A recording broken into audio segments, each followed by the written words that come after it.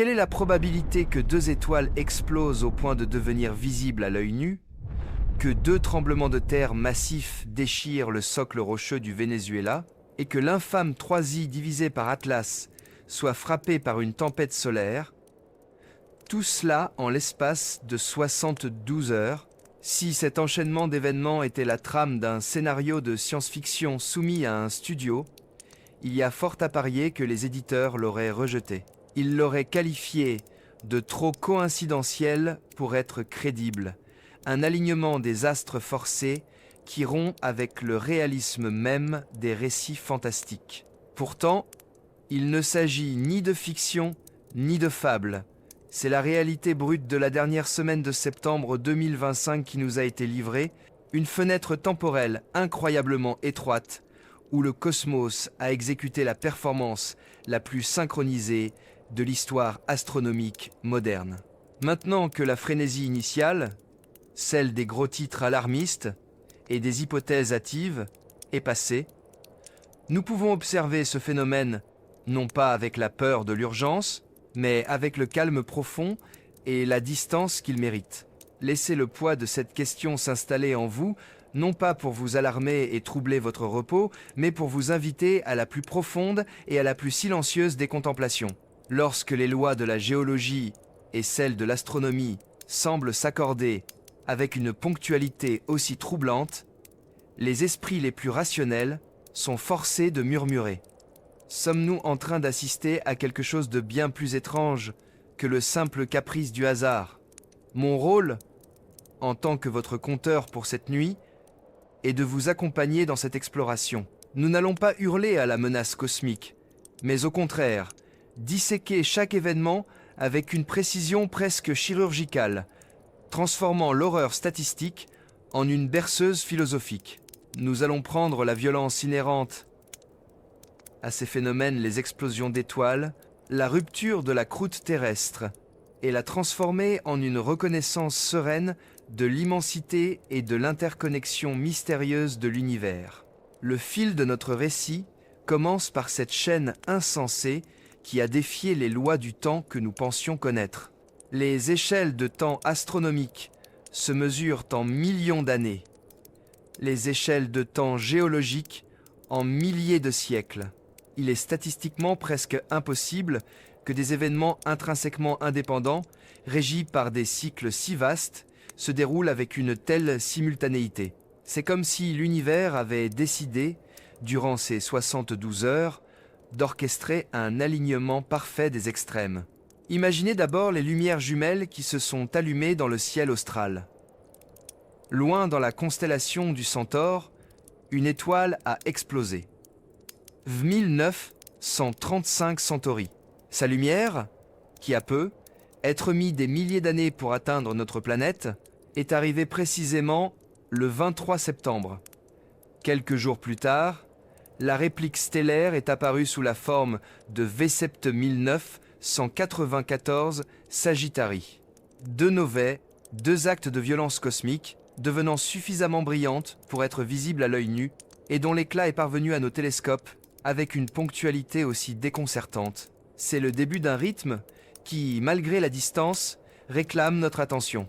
Puis, alors que ces lumières anciennes commençaient à illuminer le ciel nocturne, notre propre planète a répondu. La Terre n'a pas laissé le temps s'écouler entre le spectacle céleste et son propre drame. Sous l'état de Zulia, au Venezuela, le sol, qui nous semblait si stable, a subi deux secousses majeures d'une magnitude supérieure à 6 en l'espace de quelques heures. La Terre, qui semblait si stable sous nos pieds, se rappelait de sa nature fondamentalement dynamique et agitée, créant une symétrie presque choquante.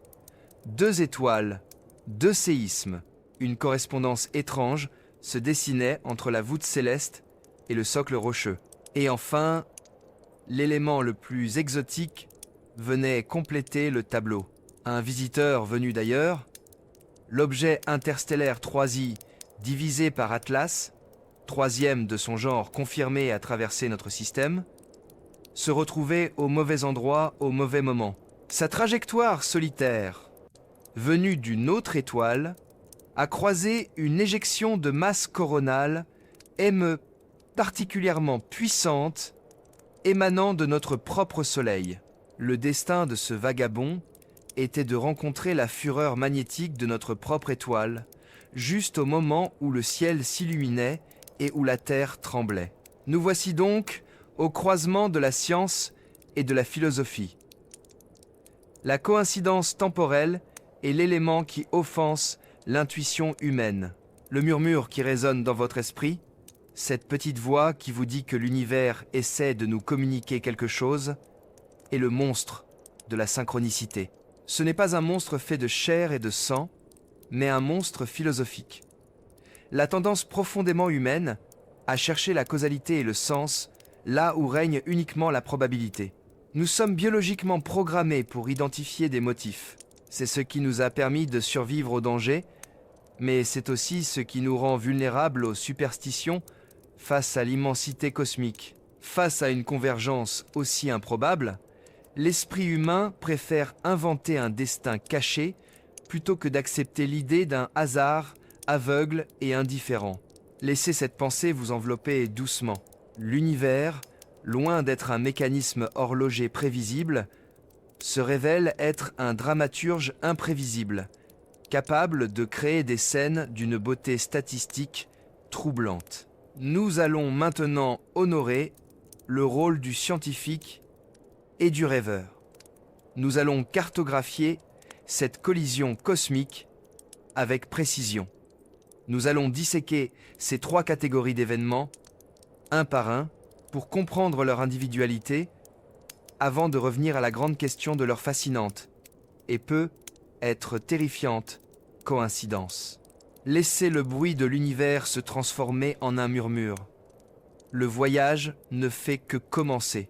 Si la première partie nous a invités à contempler la question dérangeante de la synchronicité, il est temps maintenant de diriger notre esprit vers la source même du premier murmure de cette étrange partition cosmique. Pour comprendre le drame qui s'est joué durant ces 72 heures, nous devons commencer par accepter une vérité profondément poétique. La lumière qui a atteint nos télescopes et nos yeux en cette fin septembre 2025, Newton n'était pas un signal nouveau, mais un flash ancien, un écho d'une violence passée qui est arrivée à destination avec une ponctualité déroutante. Nous entrons dans la physique de la mort stellaire, mais nous la traiterons comme une berceuse élégante. Nous parlons des novae, ces phénomènes de résurrection apparente qui ont donné naissance aux étoiles 1930, 5 Centauri et V7 1994, Sagittarii.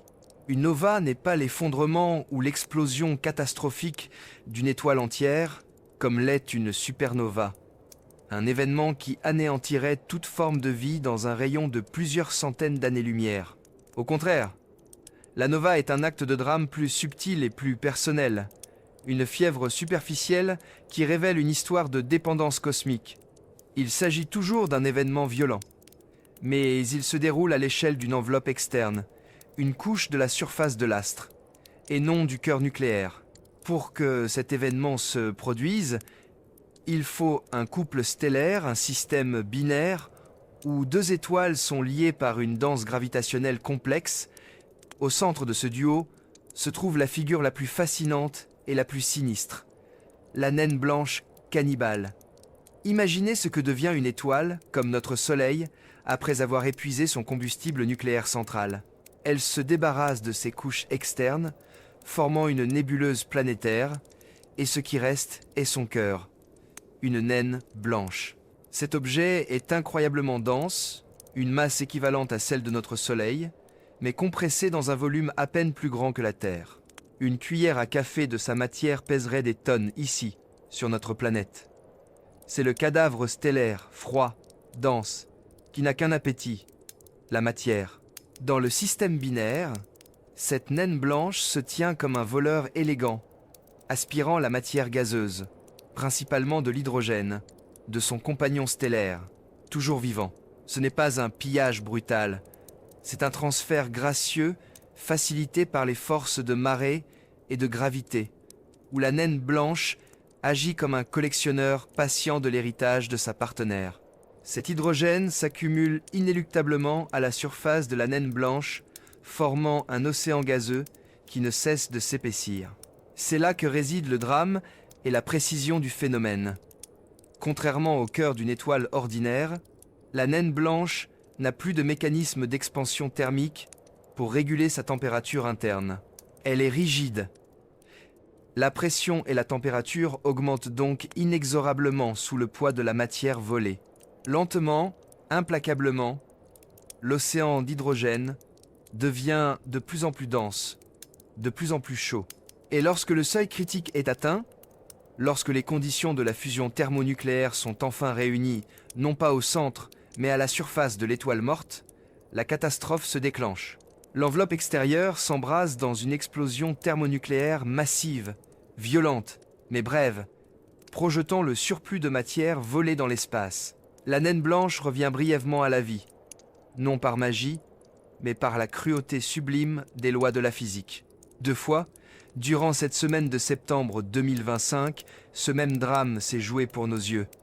La première, 1935 Centauri, dans le Centaure, a marqué l'ouverture du bal cosmique. Sa lumière a atteint une magnitude visible à l'œil nu pour quiconque se trouvait sous le ciel austral dégagé. Puis, quelques jours plus tard, la réplique est venue avec Vsept 1994 Sagittarii dans la constellation voisine du Sagittaire. La probabilité que 2 événements indépendants, si rares et si distants, se produisent à un niveau de visibilité équivalent et avec une proximité temporelle aussi choquante, est ce qui nous a forcés à nous asseoir, à ralentir notre souffle et à nous demander ce que nous regardions. C'est le genre d'alignement qui, s'il était peint, serait considéré comme un chef-d'œuvre de la composition, un écho visuel qui ne peut être le fruit du seul désordre. Mais le plus grand mystère de ces novae réside dans leur ancienneté. Détendez-vous et laissez l'image de ces 2 explosions s'éloigner dans le temps. Pour que leur lumière nous parvienne en 2025, elle a dû voyager durant des milliers d'années-lumière. Le photon qui a finalement stimulé les capteurs de nos télescopes a quitté sa source à une époque où l'histoire humaine, telle que nous la connaissons, n'existait même pas. C'est ici qu'intervient l'illusion temporelle. Le flash de 1935 Centauri a peu être été émis alors que les premiers néandertaliens peuplaient l'Europe, ou lorsque l'Empire romain était à son apogée, ou même lorsque les premières structures de l'Égypte ancienne étaient encore des idées lointaines. Le cosmos a ses propres lois narratives, et le temps y est un élastique sans fin. La simultanéité que nous percevons n'est qu'un accident de notre réception. La mort lointaine des étoiles est un souvenir cosmique qui arrive à notre époque précisément au moment où le chaos s'orchestre ici, sur Terre. N'y a-t-il pas une mélancolie profonde dans le fait que les événements les plus violents de l'univers voyagent si lentement qu'ils deviennent des messages poétiques du passé? Cette contemplation de l'illusion temporelle est un antidote au monstre de la synchronicité. Elle nous rappelle notre propre brièveté. La durée de vie des civilisations se mesure en millénaires, le voyage de ces photons en air. Nous ne sommes que les récepteurs accidentels d'une performance qui a été jouée il y a des milliers de générations. Pourtant, malgré cette distance temporelle et spatiale vertigineuse, l'esprit ne peut s'empêcher de s'interroger sur l'influence, même si la science réfute catégoriquement tout lien de cause à effet, car l'énergie et la force gravitationnelle des novae sont négligeables lorsqu'elles atteignent la Terre. L'idée d'une résonance subtile persiste. Et si l'onde de choc gravitationnel, ou même une impulsion magnétique d'un type que nous ne pouvons pas encore détecter, avait voyagé plus vite ou plus loin que la lumière elle-même, et si cette violence lointaine avait trouvé un écho, même infime, dans les profondeurs de notre propre planète, laissez l'image de ces 2 étoiles lointaines se graver doucement dans votre esprit. Ce sont les premiers acteurs de notre mystère.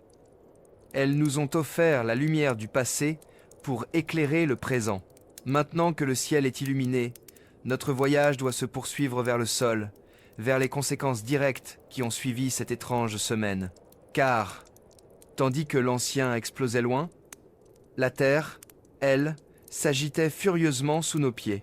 Si la lumière ancienne des novae nous a fait réaliser l'échelle vertigineuse du temps astronomique, nous ramenant à des millénaires d'histoire figées dans un photon, le sol sous nos pieds nous rappelle, avec une brutalité soudaine, la rapidité et la fragilité du temps terrestre.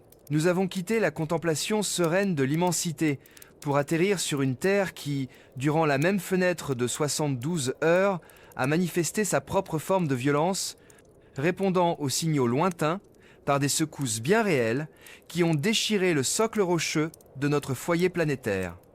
La séquence sismique qui a frappé l'État de Zulia, au Venezuela, n'est pas l'histoire d'un séisme isolé, d'un événement unique que l'on pourrait facilement attribuer à une simple libération de tensions accumulées. Non, elle est la preuve tangible d'une symétrie troublante qui a résonné avec les étoiles au-dessus. Deux événements majeurs, survenus en succession si rapide qu'ils ont agi comme un double battement de tambour géologique.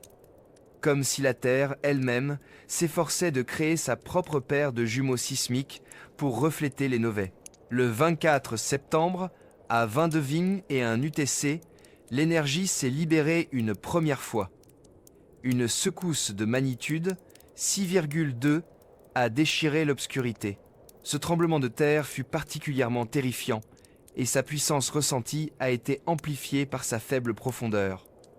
Son hypocentre se situait à peine à 7 ou 8 km sous la surface. Imaginez cette fine peau de roche, la croûte terrestre, craquant juste sous nos talons. Cette faible distance a empêché l'énergie de se dissiper en traversant les couches plus profondes, envoyant des ondes de choc puissantes et largement ressenties bien au-delà des frontières du Venezuela, jusqu'aux confins de la Colombie voisine.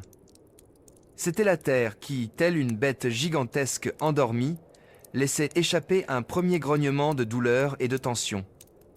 Mais l'étrangeté de cette semaine ne permettait aucun répit. La Terre n'a pas eu le temps de s'apaiser, de panser ses plaies tectoniques.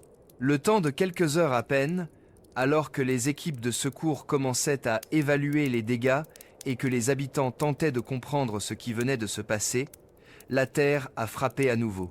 Le 25 septembre, à 3h50 et un UTC, une nouvelle rupture, de magnitude 6,3 cette fois, est venue déchirer la même région. C'était l'acte double, la double convulsion planétaire qui achevait d'ajouter une résonance sinistre à la symétrie déjà établie par les novae. La nature, dans sa version la plus brute, nous montrait qu'elle ne se contentait pas d'une seule répétition pour un événement aussi dramatique. Pour l'esprit qui cherche à comprendre, il est essentiel de plonger dans les profondeurs de ce que l'on nomme la tectonique des plaques. Le Venezuela est une zone de conflit géologique intense, un champ de bataille perpétuel entre deux titans lithosphériques, la plaque des Caraïbes et la plaque sud-américaine. La plaque des Caraïbes se déplace lentement vers l'est par rapport à sa voisine. Un mouvement de cisaillement et de frottement constant. Ce processus n'est pas fluide. Il est un grincement, une accumulation de contraintes le long de failles qui peuvent rester silencieuses pendant des siècles. Ces plaques sont comme d'énormes meules de pierre, se broyant l'une contre l'autre avec une force inimaginable, libérant leur tension non pas en un flux constant, mais par des sauts de rupture violents et imprévisibles. Les géophysiciens expliquent ce phénomène de double secousse par le mécanisme du transfert de contraintes de Coulomb. L'idée est simple. La première rupture, le séisme de M6,2, a soulagé la pression sur un segment spécifique de la faille. Mais ce faisant, elle a augmenté de manière critique la contrainte sur un segment adjacent ou sur une faille secondaire proche, la poussant au-delà de son point de rupture. C'est le phénomène de la dominose géologique. Ainsi, d'un point de vue physique, les deux séismes sont intrinsèquement liés, l'un étant la conséquence immédiate de l'autre. Il n'y a pas, techniquement, de miracle ou de mystère. Mais c'est le timing qui importe, n'est-ce pas? C'est le moment où ce processus géologique, mesuré en cycles de centaines ou de milliers d'années, a choisi de coïncider avec l'arrivée de la lumière de l'explosion d'étoiles. Le sol tremble pendant que le ciel s'illumine. Cela nous force à contempler la nature de la force énergétique impliquée. Un séisme de magnitude 6 libère une énergie équivalente à celle de plusieurs bombes atomiques de petite taille. C'est une puissance qui vient des profondeurs de la Terre, une énergie interne qui ne demande qu'à s'échapper. L'événement de septembre 2025 nous a montré que cette énergie peut se manifester en écho, créant une résonance interne qui imite la symétrie vue dans le cosmos. Laissez votre esprit s'attarder sur la beauté sombre de cette double peine terrestre. La Terre, notre mère nourricière, n'est pas un berceau stable, mais une entité fondamentalement dynamique et agitée, un organisme vivant dont la respiration est faite de volcans et dont les spasmes sont les séismes. Lorsque nous parlons des convulsions vénézuéliennes, nous parlons du soupir de la croûte, le bruit de la roche sous tension, craquant sous le poids de sa propre histoire. Pour les civilisations pré-scientifiques, un tel alignement entre le ciel et la terre aurait été interprété non pas comme une coïncidence, mais comme un signe divin indubitable, un message de jugement ou de transformation. Même si nous sommes équipés de sismographes et de télescopes, nous portons toujours en nous cette mémoire ancestrale qui nous pousse à chercher l'intention derrière l'événement. Le monstre de la synchronicité se nourrit de cette symétrie. Il nous murmure que si les deux novets sont un signal, les deux séismes sont la réponse codée de la Terre à ce signal. Et cette idée, malgré l'absence de preuves physiques, est difficile à ignorer. Ce que nous devons retenir, avant de sombrer dans les hypothèses les plus folles, c'est l'humilité profonde que ces événements terrestres nous imposent. Nous marchons sur une mince couche de roche qui est en perpétuel mouvement, une danse lente et inexorable de plaques qui nous rappelle notre fragilité. L'agitation au Venezuela est une démonstration que l'énergie interne de la Terre, son propre destin géologique, continue son cours sans se soucier de notre calendrier humain, mais en choisissant étrangement de se synchroniser avec le calendrier cosmique. Nous avons vu le passé lointain s'illuminer et le sol sous nos pieds se déchirer. Maintenant, il ne nous reste qu'à observer l'événement le plus exotique de cette semaine, la confrontation à la limite du système solaire, là où un visiteur venu d'ailleurs a croisé la fureur de notre propre étoile. C'est l'acte final de cette étrange pièce, avant de pouvoir analyser le tout. Nous avons contemplé l'écho lumineux de la mort stellaire, un souvenir vieux de millénaires. Nous avons ressenti la réponse nerveuse et double de la Terre, notre propre sol vibrant sous l'effet d'une pression accumulée. Le tableau de la synchronicité cosmique serait incomplet si nous n'observions pas la troisième et dernière pièce de cette énigme de 72 heures. La rencontre fortuite, sur les marges silencieuses de notre système planétaire, entre un visiteur venu d'ailleurs et la fureur magnétique de notre propre étoile. Il faut se concentrer sur l'acteur le plus isolé de notre drame, l'objet interstellaire 3i divisé par Atlas. Laissez votre esprit s'écarter des orbites familières des planètes, au-delà de la ceinture de Kuiper, là où l'attraction de notre Soleil n'est plus qu'une poignée faible. 3i divisé par Atlas n'est pas un membre de notre famille. Il n'est pas né de la nébuleuse, qui a donné naissance à la Terre, à Mars ou à Jupiter. Il est un vagabond cosmique, une véritable relique d'un foyer stellaire étranger, ayant traversé l'abysse glacial qui sépare les étoiles. Sa nature même est celle de l'exilé absolu. Une capsule témoin de matière, de glace et peut être de roche, forgée autour d'un autre soleil dont nous ne connaîtrons jamais le nom et qui se contente de poursuivre sa route solitaire, indifférent aux règles de notre quartier galactique. Pour comprendre la nature profonde de 3i divisé par Atlas, il faut se défaire de l'idée d'un objet simple. Il représente une histoire cosmique incalculable.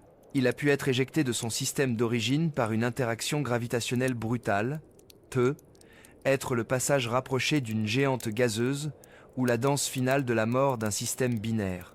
Après cette expulsion, il a passé des millions, voire des milliards d'années, dans le vide intersidéral, le domaine du froid absolu et du silence parfait. Il a navigué sans gouvernail, à une vitesse si phénoménale que la gravité de notre Soleil n'a fait que le courber momentanément sur sa trajectoire avant de le laisser repartir vers d'autres horizons. C'est l'essence même de l'indépendance cosmique. Pourtant, le destin, ou du moins le monstre de la synchronicité, a voulu que ce voyageur ayant échappé à toutes les lois territoriales du cosmos soit pris au piège par une querelle domestique. Précisément durant ces 72 heures étranges, le Soleil lui-même a décidé de manifester sa rage. Notre étoile n'est pas la sphère de lumière apaisante que nous voyons dans le ciel. C'est une forge magnétique, un cœur bouillonnant d'énergie. Lorsque cette énergie devient intolérable, elle doit s'échapper. Et c'est ce qui s'est produit sous la forme d'une éjection de masse coronale, CME. Imaginez une bulle d'une taille inimaginable, composée de plasma surchauffé, des gaz ionisés et électriquement chargés, propulsés du Soleil. Cette bulle, transportant son propre champ magnétique déformé, est lancée dans l'espace à des vitesses stupéfiantes, bien plus rapides que la lumière des novae que nous avons observées. Elle est le souffle brûlant de notre étoile, son moyen d'affirmer son territoire magnétique. Cette CME, dont la force fut mesurée comme l'une des plus puissantes de l'année, était dirigée vers l'extérieur du système. Ce qui est si troublant et qui a fait courir les astronomes au télescope est la convergence parfaite. Les modèles de prédiction ont révélé que ce puissant jet de plasma solaire allait croiser la trajectoire de 3i, divisée par Atlas. Ce n'est pas une simple coïncidence géographique, c'est une rencontre fatale dans le temps. Un objet ayant survécu à l'échelle galactique a été surpris par une bourrasque locale. L'ironie est écrasante. Le voyageur galactique, ayant traversé l'infini, est interpellé par la patrouille locale. Il faut comprendre la nature de cette confrontation. L'Atlas n'est pas fait de métal pour subir une panne de courant comme un satellite terrestre. C'est une collision de champs magnétiques et de particules chargées avec la matière fragile et éphémère d'un objet interstellaire. Si 3i divisé par Atlas est, comme la plupart des objets de ce type, recouvert de glace et de gaz gelé, l'impact de la CME a agi comme un coup de chalumeau cosmique. Les particules et les radiations ont frappé la surface, provoquant une sublimation soudaine de la glace et des gaz. Ceci a eu deux conséquences immédiates. Premièrement, cela a créé une augmentation spectaculaire de la luminosité de 3i divisée par Atlas. Le CME n'a pas seulement frappé l'objet, il l'a momentanément transformé en une comète plus active, créant une queue de gaz et de poussière plus visible, comme si l'Atlas s'allumait soudainement pour protester contre cette agression imprévue. Deuxièmement, et c'est le plus dramatique, l'interaction a créé une perturbation magnétique et peut être une déviation minuscule de sa trajectoire. Ayant parcouru des distances insondables, sa route finale a été altérée par une simple crise de colère de notre Soleil. Cet événement a immédiatement rappelé aux astronomes le précédent de la comète ENCK qui s'est désintégrée après une rencontre trop rapprochée avec une CME. Bien que l'Atlas soit plus robuste que certaines comètes, l'analogie est troublante. L'acte de violence aléatoire de notre Soleil a placé ce visiteur dans une situation de danger physique ou, au minimum, de transformation structurelle permanente, achevant le cycle de chaos de cette semaine. D'un point de vue philosophique, cet événement parachève notre triptyque de la synchronicité et nous oblige à méditer sur la territorialité cosmique. Nous avons l'ancien, le lointain, novae, le local, le passé géologique, séisme, et maintenant, le présent. Le territoire immédiat de notre Soleil et CME, frappant l'étranger. 3 Aïe divisé par Atlas devient un symbole puissant de notre propre sentiment d'insécurité existentielle. Nous sommes, comme lui, des voyageurs solitaires dans l'espace. Nous regardons le soleil et nous voyons notre source de vie. Mais en observant la CME frapper l'Atlas, nous voyons aussi la fureur territoriale, le rappel que même notre bienfaiteur peut être une force de destruction aveugle. C'est l'essence du monstre de la synchronicité. Il n'y a nulle part où se cacher. Le chaos est partout. Laissez cette image du vagabond étoilé et frappé par la tempête s'estomper doucement dans votre esprit. Un objet portant l'histoire d'un autre foyer stellaire, qui, après un voyage inconcevable, est interpellé par l'humeur imprévisible de notre propre étoile.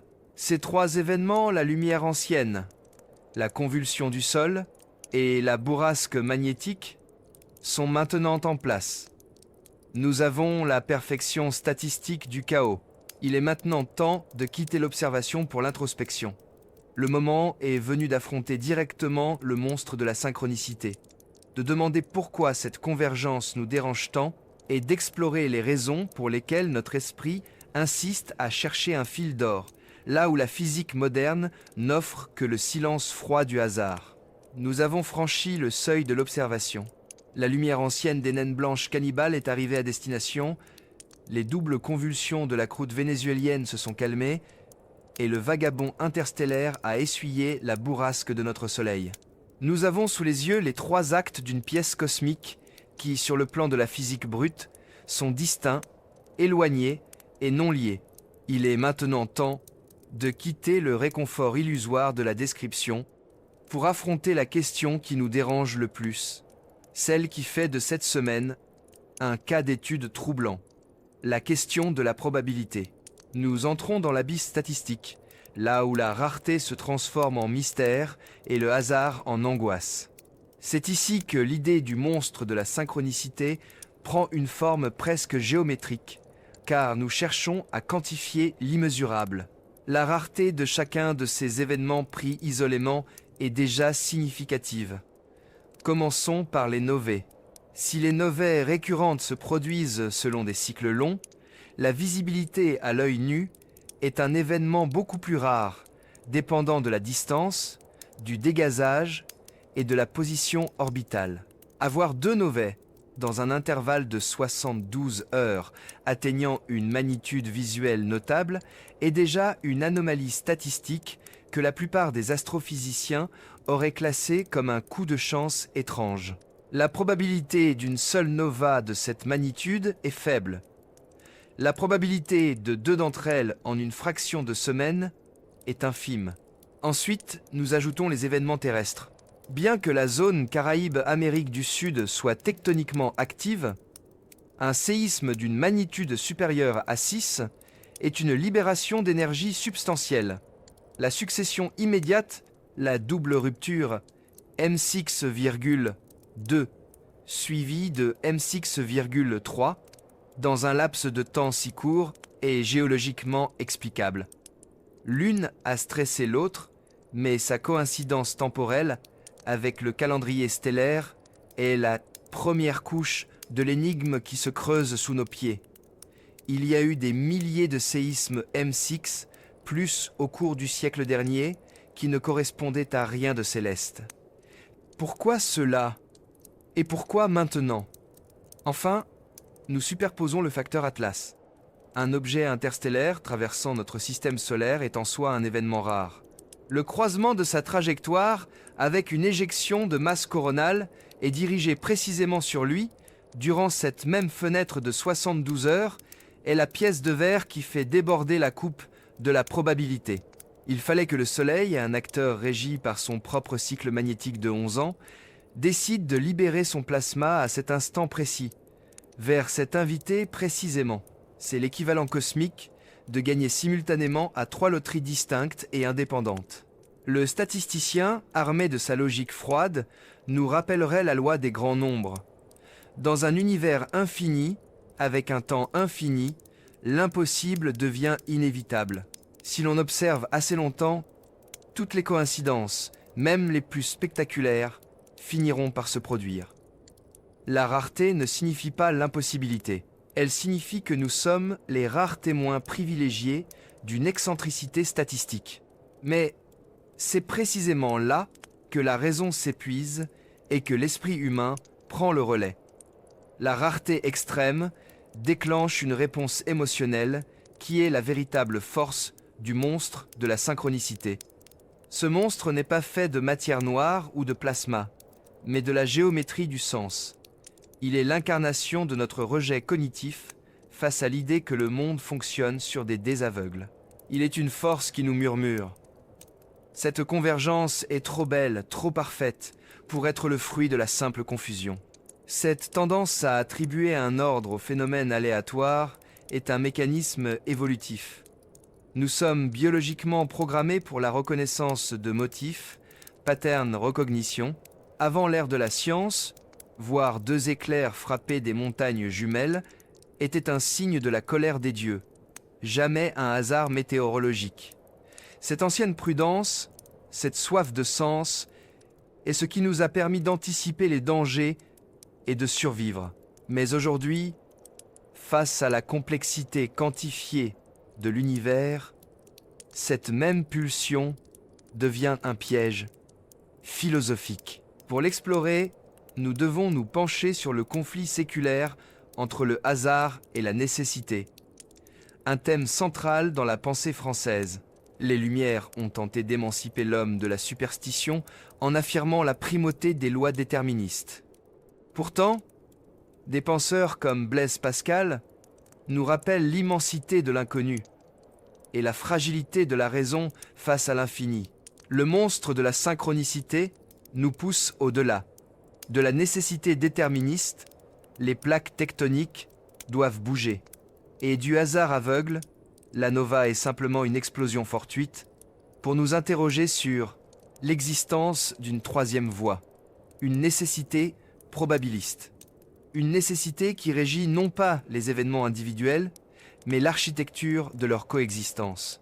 La vraie peur que nous inspire cette convergence n'est pas la destruction physique, mais l'indifférence existentielle. L'idée que l'univers puisse créer un chef-d'œuvre narratif d'une telle qualité avec un début, un milieu et un point culminant symbolique sans qu'il y ait d'auteur derrière est insupportable pour l'esprit humain. Si le chaos peut produire une symétrie aussi troublante, cela signifie que notre besoin de sens est une illusion purement intérieure, sans écho dans l'immensité extérieure. Pour ceux qui cherchent la consolation dans le mystère, la réponse est souvent trouvée dans les zones d'ombre scientifiques. C'est le terrain de la spéculation contrôlée, où l'on explore des mécanismes d'interconnexion qui ne sont pas encore mesurables. Et si une impulsion d'onde gravitationnelle générée par les novae avait voyagé plus vite que la lumière visible, atteignant la Terre avant même l'éclat stellaire, et exerçant une tension microscopique, mais suffisante sur les failles tectoniques déjà prêtes à rompre, et si le champ magnétique créé par l'impact de la CME sur l'Atlas avait servi de lien énergétique entre le cosmos et la Terre, ces hypothèses sont, bien sûr, non prouvées et sont en grande partie rejetées par la science conventionnelle. Mais elles sont importantes, car elles représentent la tentative noble et profondément humaine de combler le vide statistique. En fin de compte, l'abysse statistique nous offre un cadeau paradoxal, le privilège de l'émerveillement. Le monstre de la synchronicité, en nous défiant de trouver le lien, nous force à regarder l'univers avec une attention renouvelée.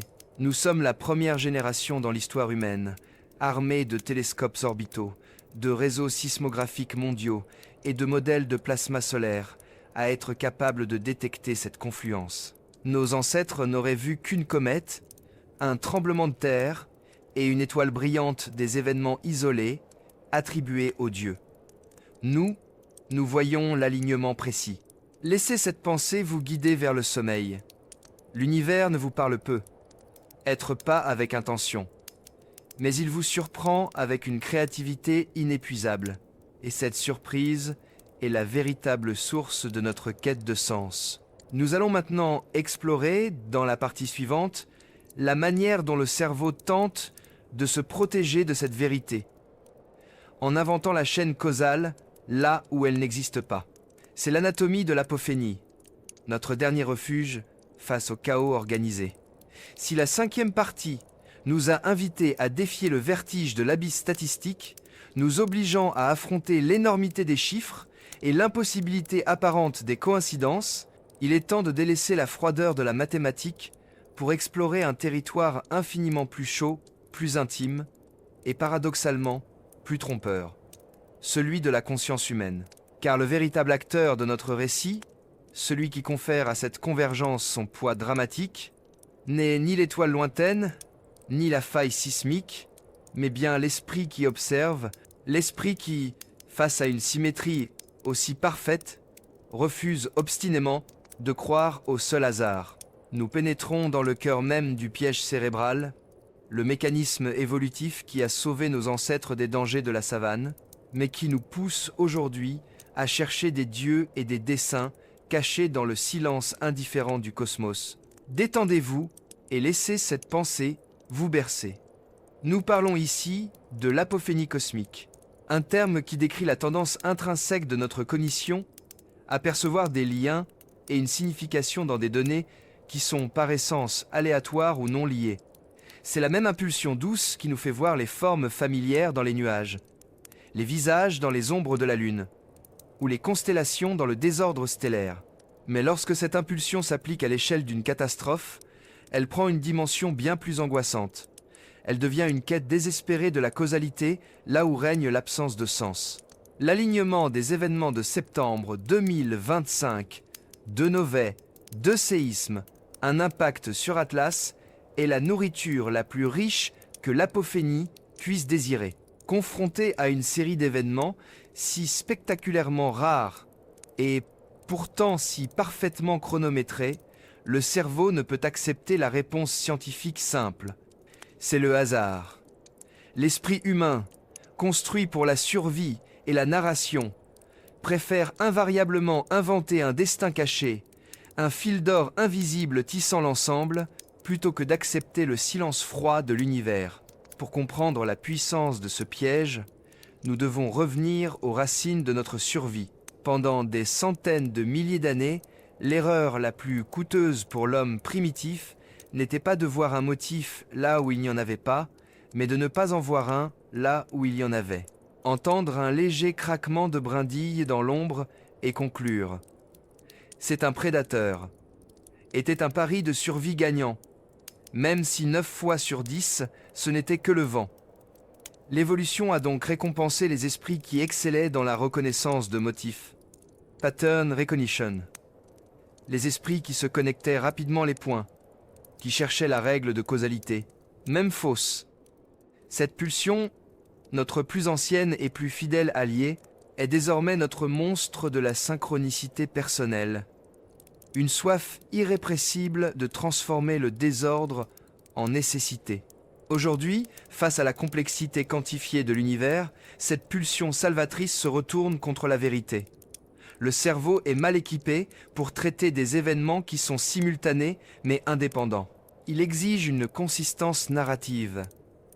Si la lumière ancienne des novas arrive en même temps que la convulsion terrestre, notre instinct crie que l'une doit avoir causé l'autre. Le silence des preuves scientifiques, section 7, n'est pas interprété comme une absence de lien, mais comme la preuve que le lien est trop subtil pour être mesuré, qu'il est d'ordre mystique ou encore inconnu, section 8. C'est ici qu'intervient le biais de confirmation. Confirmation bias, la mécanique du piège. Une fois que l'idée d'une connexion est semée, par un gros titre sensationnel ou une simple pensée nocturne, elle devient une hypothèse de travail auto-renforcée. Le cerveau cesse alors de chercher des preuves objectives. Au lieu de cela, il ne recherche et ne filtre que les données qui soutiennent la connexion. Par exemple, il se souviendra du fait que le séisme est arrivé juste après le pic de luminosité de la première nova, mais il ignorera l'échelle énergétique gigantesque qui réfute le lien physique. Il cherchera dans l'histoire des précédents de novae ayant coïncidé avec des séismes, tout en ignorant les milliers de novae et de séismes qui n'ont eu aucune connexion. La beauté du chaos est gommée au profit d'un récit trompeur. Historiquement et culturellement, cette apophénie a toujours été notre manière de nous réconforter. Les civilisations antiques n'avaient pas les outils pour mesurer la distance. Le ciel était perçu comme le miroir direct de la Terre. L'apparition d'une comète n'était pas une boule de glace voyageuse, mais un présage de la mort d'un roi ou du début d'une guerre. Ces systèmes de croyances, que nous appelons aujourd'hui superstitions, étaient la première forme de science narrative de l'humanité. Elles conféraient une cohérence morale à un monde brutal et imprévisible. Si les cieux et la terre agissaient de concert, cela signifiait que le monde était un organisme entier, avec des règles et un sens, même si ce sens était celui du jugement divin. Face à l'événement de 2025, nous régressons en partie vers cette mémoire ancestrale qui est la nôtre. Nous préférons une histoire avec un punisseur cosmique à l'idée d'un chaos sans âme. La plus grande menace que représente l'alignement de septembre 2025 Newton est donc pas physique, mais existentielle. L'idée que l'univers puisse créer une telle symphonie dramatique avec une ouverture 1935, une réponse, les séismes, et un point culminant, symbolique, l'Atlas, frappé, sans qu'il y ait d'auteur, sans qu'il y ait de sens caché, est la vérité la plus intolérable pour notre esprit narratif. Pour le conteur nocturne, le rôle de ce piège cérébral est de souligner l'acte le plus noble de la conscience humaine, l'humilité intellectuelle. Le véritable scientifique, le penseur stoïque, est celui qui, face à la coïncidence la plus troublante, a le courage de dire « Mon cœur veut voir un lien, mais mes données disent qu'il n'y en a pas. Je dois donc faire confiance à l'outil et non à l'instinct. » C'est une démarche de désarmement cognitif qui est épuisante, mais qui est la seule voie vers la compréhension réelle. Laissez cette pensée vous envelopper doucement. L'univers, par sa violence et sa rareté, nous met constamment au défi de trouver notre propre sens, là où il n'y en a pas d'extérieur. Le piège cérébral n'est pas une malédiction, c'est un miroir. Il nous montre à quel point nous désirons l'ordre. Et en reconnaissant cette soif, nous pouvons séparer le fait de la projection et commencer à trouver la paix. Car la vérité, aussi froide soit-elle, est que l'univers n'essaie pas de communiquer avec nous, mais qu'il nous surprend avec une créativité et une anarchie que même nos meilleurs scénaristes ne pourraient imaginer. Le sommeil véritable s'installe lorsque vous acceptez que cette convergence était un prodige statistique destiné à vous émerveiller et non un avertissement destiné à vous effrayer. Maintenant que nous avons compris la psychologie derrière notre fascination, nous sommes prêts à revenir à la science pour confirmer que la causalité est le mythe et que la coïncidence est la réalité. Dormez et laissez votre esprit se reposer de sa quête incessante de motifs. La vérité est plus simple et plus sereine. Après avoir plongé dans le piège psychologique qui nous pousse à voir des liens dans l'aléatoire, il est temps de revenir à la rigueur froide et apaisante de la science établie. Nous nous demandons si, malgré le rejet statistique et l'avertissement contre l'apophénie, une chaîne causale physique, un lien mesurable et direct pourrait exister entre les explosions stellaires lointaines et les convulsions sismiques, sous nos pieds. C'est l'essence du mythe de la chaîne causale, une idée qui a hanté les marges de la science pendant des siècles, mais qui est presque toujours réfutée par la distance, le temps et l'échelle énergétique. La science, dans sa quête de vérité, est intrinsèquement conservatrice. Pour qu'une connexion entre deux événements soit acceptée, il faut plus qu'une simple coïncidence temporelle. Il faut un mécanisme de transmission d'énergie vérifiable, un vecteur qui puisse transporter la force d'un point A à un point B de manière efficace. Face au Novae V1009, 135 Centauri, et V7 1994 Sagittari, et au séisme vénézuélien, la science dresse un mur presque infranchissable, construit sur 3 piliers fondamentaux. la distance, le filtrage des couches terrestres et l'échelle énergétique. Laissez-nous d'abord méditer sur la distance cosmique. Les novae se sont produites à des milliers d'années-lumière de la Terre. Même si la lumière que nous avons observée est arrivée avec une ponctualité étrange, toute force physique qui aurait pu causer une secousse terrestre aurait dû parcourir cette même distance. L'énergie stellaire émise voyage selon une loi dite du carré inverse, ce qui signifie que plus elle s'éloigne, plus sa puissance diminue au carré de la distance. Après des milliers d'années-lumière de voyage, l'énergie résiduelle d'une nova atteignant notre système solaire se dilue à un point où elle est virtuellement indistinguable du bruit de fond cosmique. Elle est si faible qu'elle est comparable à la force exercée par une seule mouche sur un bâtiment. Une telle force, aussi soudaine soit-elle, ne peut tout simplement pas déclencher une rupture massive de la croûte terrestre. Le deuxième pilier de la réfutation est le filtrage terrestre. Imaginons, par pure spéculation, qu'une impulsion d'énergie mystérieuse ou un faisceau de particules subatomiques hautement énergétique ait réussi à traverser l'espace. Pour qu'il ait un impact sur la faille sismique sous le Venezuela, ce vecteur devrait d'abord traverser l'atmosphère terrestre, la magnétosphère, notre bouclier magnétique planétaire, et des milliers de kilomètres de roches solides jusqu'à l'hypocentre du séisme. La Terre est un filtre incroyablement efficace contre les rayonnements extérieurs. Seules les particules les plus pénétrantes, comme les neutrinos, peuvent traverser la planète sans interaction. Si la force venait de particules, elle serait dissipée en chaleur inoffensive. Si la force venait d'une onde d'énergie, elle serait absorbée et amortie bien avant d'atteindre la profondeur où se produit la rupture tectonique. La croûte, notre carapace protectrice, est trop épaisse et trop dense. Le troisième et plus crucial argument est l'échelle énergétique. C'est le point où la logique est la plus implacable.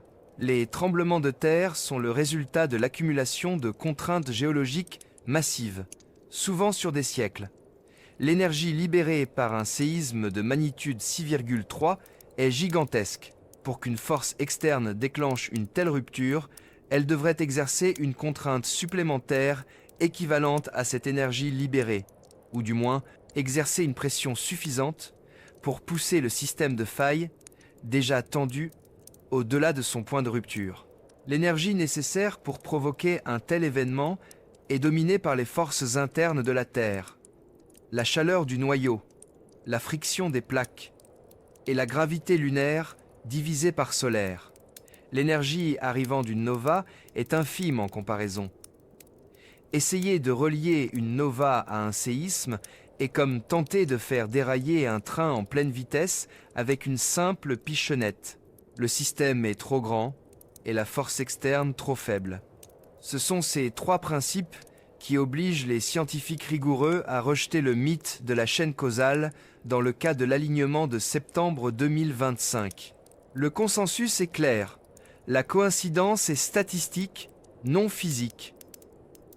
Cependant, il serait malhonnête de ne pas reconnaître que le mythe de la chaîne causale a eu ses moments dans l'histoire de la science. Pendant des décennies, des chercheurs ont tenté de lier l'activité solaire, taches solaires, éruptions, à des phénomènes terrestres, y compris la météo, et oui, les tremblements de terre. L'idée que les marées gravitationnelles exercées par le Soleil et la Lune, ou que les fluctuations du champ magnétique terrestre causées par le vent solaire pourraient exercer une contrainte microscopique sur les failles, a toujours existé. Le problème est que si un tel lien existe, il est si faible qu'il est noyé dans le bruit géophysique. Les corrélations trouvées sont le plus souvent des artefacts statistiques, une autre manifestation du monstre de la synchronicité. Le cas de l'objet 3i, divisé par Atlas et de la CME, en revanche, est le seul où un lien physique est prouvé. Mais ce lien est unidirectionnel et très local. Le Soleil a frappé l'Atlas, causant des changements de surface. La causalité est solaire vers interstellaire et non vers la Terre. De plus, L'énergie de la CME qui a atteint la Terre elle-même était largement absorbée par notre magnétosphère, causant tout au plus des aurores boréales plus vives ou de légères perturbations des communications. Même la CME, une force locale de notre propre système solaire, est incapable de causer des séismes. Pour le compteur, ce rejet scientifique n'est pas une fin, mais un point de départ philosophique. Il nous force à affiner notre définition du mystère. Si le lien n'est pas causal, alors il doit être résonantiel ou informationnel. Peut être que le monstre de la synchronicité ne cherche pas à nous montrer une chaîne de cause à effet, mais plutôt une cohérence universelle qui transcende la causalité. C'est l'idée que tous les événements sont soumis à un rythme fondamental de l'univers, une pulsation que nous ne pouvons pas encore mesurer, et qui, de temps en temps, fait converger ces phénomènes de pointe au même moment. Ce serait une forme de destin cosmique sans Dieu, régi par la physique du hasard extrême. Laissez cette pensée vous apporter le sommeil. Le rejet de la chaîne causale directe est une bonne nouvelle. Cela signifie que les explosions d'étoiles ne menacent pas directement votre foyer. Mais cela nous laisse face à une énigme beaucoup plus profonde. Si la coïncidence est réelle et que le lien n'existe pas, pourquoi notre univers est-il un dramaturge si talentueux? C'est le silence après le rejet qui est le plus intrigant. Nous avons établi la vérité scientifique. Dans la partie suivante, nous allons nous accorder le luxe de la spéculation contrôlée. En explorant les hypothèses scientifiques marginales qui tentent encore, avec poésie, de combler le vide laissé par la science établie. C'est là que réside la beauté de l'inconnu. Si la science conventionnelle, dans son élégante rigueur, a rejeté l'idée d'une chaîne causale directe entre le lointain et le proche, entre les novés cannibales et la croûte vénézuélienne, cela ne signifie pas que le mystère s'éteint. Au contraire, le vide laissé par l'absence de preuves physiques devient un espace de jeu pour l'imagination scientifique, là où les hypothèses marginales, souvent qualifiées de poétiques ou de hétérodoxes, tentent de combler le fossé de la synchronicité. Nous allons maintenant nous accorder le luxe de la spéculation contrôlée, en explorant les frissons du champ, ces ondes inconnues ou sous-estimées, qui pourraient théoriquement avoir servi de messagers secrets à travers le temps et l'espace. Laissez-vous glisser dans la contemplation de la mécanique céleste au-delà du visible. Nous savons que la lumière voyage trop lentement pour expliquer la coïncidence de réception et que l'énergie des photons est trop diluée. Nous devons donc chercher un vecteur qui défie ces deux contraintes. Un vecteur qui se déplace plus vite que la lumière visible et qui interagit avec la matière d'une manière que nous ne comprenons pas encore parfaitement. La première et la plus fascinante des hypothèses se concentre sur les neutrinos. Imaginez ces particules fantomatiques. Elles sont produites en quantité incalculable lors des explosions stellaires. Et contrairement à la lumière, elles interagissent si faiblement avec la matière qu'elles peuvent traverser des années-lumière d'espace, des planètes entières, et même la Terre, de part en part, sans laisser de traces. Elles sont le murmure fondamental de l'univers. Leur masse infime et leur vitesse proche de celle de la lumière en font les messagers cosmiques par excellence. Théoriquement, les neutrinos générés par les novae auraient atteint la Terre presque simultanément, et peut être même un peu avant les photons des novae. Le scénario de la coïncidence pourrait alors devenir le suivant. L'impulsion massive de neutrinos des novae est arrivée sur Terre. Bien qu'il ne cause pas de dommages en interagissant avec la roche, certains physiciens ont théorisé que dans des conditions extrêmes, cette vague de particules pourrait induire des microfluctuations dans le champ magnétique ou la structure cristalline du noyau terrestre. Surtout, si ces neutrinos arrivent avec une énergie de résonance spécifique à la composition de la croûte terrestre, dans une zone déjà extrêmement contrainte, ils pourraient, à l'instar d'une note de musique qui brise un verre, fournir l'ultime et infime poussée pour déclencher la rupture tectonique. C'est l'idée d'un détonateur quantique, une force trop subtile pour être mesurée directement, mais parfaitement chronométrée pour déstabiliser un système déjà à l'agonie. Ce scénario confère une beauté troublante à la coïncidence. Les novae n'ont pas causé les séismes. Elles ont annoncé leur arrivée avec un signal invisible qui a servi d'ultime catalyseur. La deuxième spéculation nous mène vers la courbure même de l'espace-temps, les ondes gravitationnelles. Lorsqu'une étoile explose, ou qu'un système binaire entre en collision, cela crée des ondulations dans le tissu de l'espace-temps. Si les novae V 1935 et V sept 1994 ont impliqué des dynamiques de systèmes binaires particulièrement violentes, comme la fusion de la naine blanche ou des perturbations extrêmes juste avant l'explosion, elles auraient pu générer de faibles ondes gravitationnelles. Ces ondes voyagent à la vitesse de la lumière ou même, selon certaines théories marginales, plus rapidement si l'espace-temps n'est pas parfaitement plat, et traversent tout sans interaction.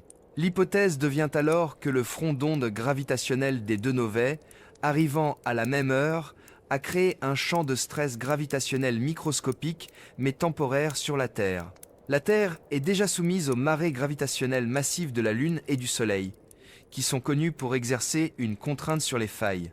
Et si l'ajout soudain de cette marée stellaire fugitive, parfaitement alignée dans le temps avec la tension maximale de la faille vénézuélienne, avait suffi à faire basculer le système de la stabilité à la rupture, c'est une pensée poétique.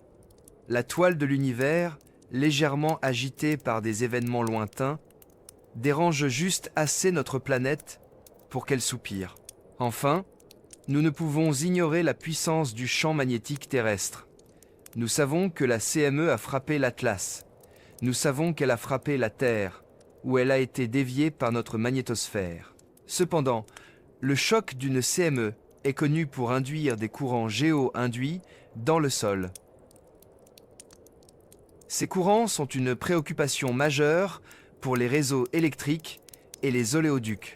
Mais ces courants pourraient-ils interagir d'une manière que nous ne comprenons pas avec le noyau externe liquide de la Terre, où les champs magnétiques sont générés?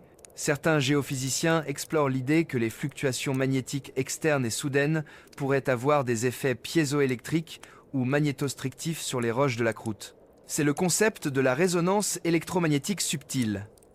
Le souffle solaire, en frappant le champ terrestre, pourrait avoir envoyé une vibration électrique qui, dans un système de failles déjà hyper tendu, comme celui du Venezuela, aurait servi de déclencheur. Le monstre de la synchronicité se transforme ici en un chef d'orchestre, utilisant les forces invisibles du magnétisme comme sa baguette. Laissez ces concepts complexes vous envelopper d'un sentiment de mystère. Même si les modèles physiques actuels rejettent ces hypothèses comme trop faibles, elles représentent le refus noble de l'esprit humain d'accepter l'idée d'une coïncidence pure. Elles nous permettent de dormir avec l'idée que peut-être il y a une symphonie cosmique que nous n'avons pas encore entièrement déchiffrée et que l'alignement de septembre 2025 était la preuve éclatante que tout est lié, non par le destin, mais par les lois encore inexplorées de la physique quantique et de l'astrogéophysique. Le mythe de la chaîne causale est réfuté dans sa forme classique. Mais la danse des ondes inconnues nous laisse avec une question ouverte et douce. Il est possible que nous vivions dans un univers où les événements sont coordonnés par des messagers qui voyagent silencieusement, sans être vus, attendant le moment parfait pour faire converger le lointain et le proche.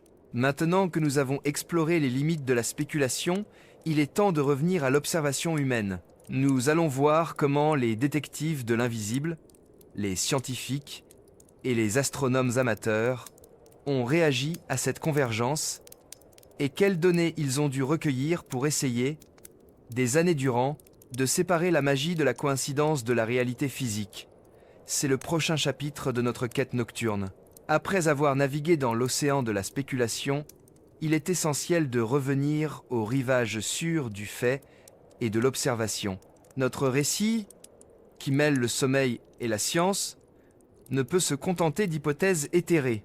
Il doit rendre hommage au véritable héros de cette séquence de 72 heures. Les détectives de l'invisible, ces milliers d'astronomes, qu'ils soient professionnels ou amateurs, qui travaillent dans l'ombre et le silence, dont la tâche est de recueillir la vérité froide des données. Ils sont les gardiens de la distinction entre le miracle de la coïncidence et la réalité de la physique. L'événement de septembre 2025 Newton n'a pas été seulement une prouesse cosmique. Il a été un défi logistique et analytique pour la communauté scientifique mondiale. Chaque acteur de notre triptyque, les novées, les séismes et l'Atlas, frappé par la CME, a exigé une surveillance immédiate et soutenue, car la nature du phénomène est éphémère. Une nova s'estompe, un séisme ne laisse que des répliques, et l'onde de choc solaire s'éloigne. Il faut agir vite et avec une précision méticuleuse. Pour les Novae, V1935 Centauri et V7 1994 Sagittari, le travail s'est concentré sur les réseaux mondiaux, notamment celui de l'ABSO American Association of Variable Star Observers. Imaginez cette armée silencieuse d'observateurs répartis à travers les hémisphères qui ont reçu l'alerte. Leur mission n'était pas de théoriser sur les séismes, mais de cartographier la courbe de lumière des étoiles. Jour après jour, nuit après nuit, ces observateurs ont pointé leurs télescopes pour mesurer la magnitude des novae, notant la vitesse à laquelle leur éclat diminuait après le pic. Ce travail est une méditation en soi, l'acte patient de quantifier une violence passée, transformant le flash spectaculaire en une simple série de chiffres. Le recueil de ces données est vital. La vitesse et la manière dont une nova s'estompe nous renseignent sur la physique de l'explosion, la quantité de matière éjectée, la vitesse de l'onde de choc et le type exact de réaction thermonucléaire qui s'est produit à la surface de la naine blanche. Ces données, recueillies avec une précision parfois supérieure à celle des grands observatoires surchargés, sont le premier chapitre du dénouement scientifique. Elles confirment que, malgré leur rareté temporelle, les deux novae étaient individuellement des événements standards, obéissant aux lois connues de la physique stellaire. Il n'y avait rien, dans leur signature spectrale ou leur courbe de déclin, qui suggérait une interférence ou une cause externe miraculeuse. Simultanément, le deuxième groupe de détectives, les géophysiciens sismologues, était plongé dans l'analyse des répliques vénézuéliennes.